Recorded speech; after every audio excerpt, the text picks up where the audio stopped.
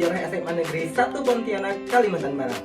Pada kesempatan kali ini saya akan menjelaskan tentang langkah-langkah penelitian sejarah yang merupakan bentuk penugasan dari pembatik level ketiga tahun 2024. Pada materi ini, kita diharapkan mampu memahami konsep dasar ilmu sejarah yang dapat digunakan untuk menjelaskan peristiwa sejarah, khususnya berkaitan dengan langkah-langkah penelitian dalam sejarah. Coba perhatikan gambar tersebut. Ada beberapa gambar yang menunjukkan orang yang sedang menggali-gali, meneliti, dan lain sebagainya. Menurut kalian, kalau kalian lihat gambar seperti ini, apa ya aktivitas yang sedang mereka lakukan? Ya, benar, bisa jadi mereka sedang meneliti. Tapi kalau mendengar kata tentang meneliti atau penelitian, kira-kira apa ya yang terbersit di dalam benak kamu? Sini, Bapak jelaskan. Jadi, penelitian adalah kegiatan mengumpulkan, mengolah, menganalisis, dan menyajikan data yang dilakukan secara sistematis dan objektif untuk memecahkan suatu permasalahan. Sampai di sini, sudahkah paham kamu dengan istilah penelitian? Di dalam penelitian, setidaknya tidak langsung mendapatkan hasil akhir.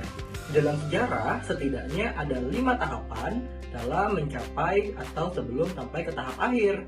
Yang pertama adalah melalui tahap pemilihan topik, kedua tahap heuristik, ketiga verifikasi, keempat interpretasi, dan baru yang kelima adalah historiografi. Mari belajar bersama Pak Rio untuk membahas langkah-langkah penelitian sejarah. Pemilihan topik merupakan langkah pertama dalam penelitian sejarah. Dalam tahap ini, kalian diminta untuk memilih topik yang relevan dan menarik sebelum melakukan penelitian. Tapi perlu diingat bahwa topik dan judul dalam penelitian sejarah merupakan dua hal yang berbeda.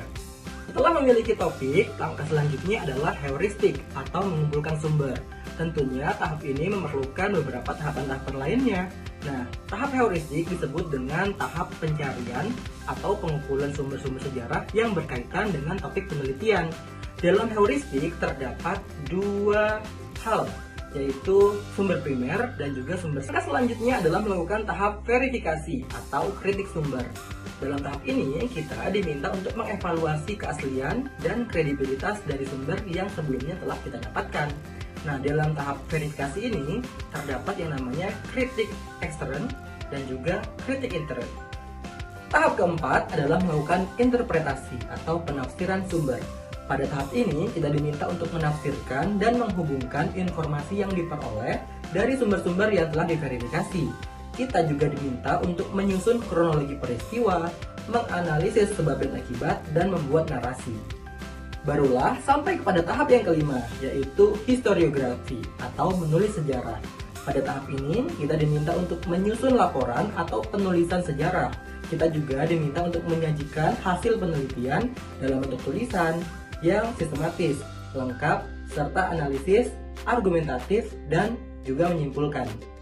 Pada tahap historiografi ini, peneliti juga diminta untuk menyimpulkan dan menyusun kesimpulan yang menghubungkan peristiwa pada masa lalu dengan mempertimbangkan dampak bagi peristiwa masa kini dan masa yang akan datang. Dalam historiografi, terdapat model penulisan deskriptif naratif atau dengan mengedepankan cerita kronologis, dan deskriptif eksplanatif, yaitu mengedepankan unsur 5W1H dengan pendekatan berpikir sinkronik.